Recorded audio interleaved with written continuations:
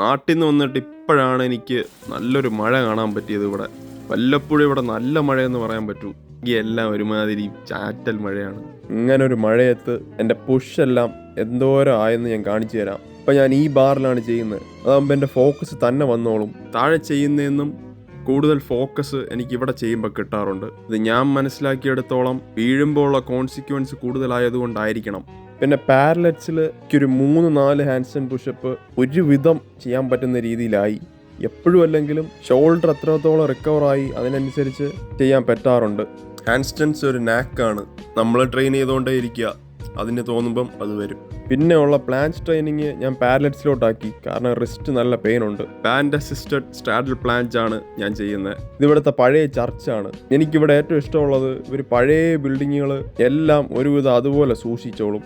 പിന്നെ ഇവിടുത്തെ ആകാശം രാവിലെയൊക്കെ പഴയ വിൻഡോസിൻ്റെ വാൾപേപ്പർ പോലെ ഇരിക്കും. ഞാനതാരോ വരച്ചതെന്നാണ് വിചാരിച്ചത്, പക്ഷേ അത് റിയൽ ആണ് ബോയ്സ്.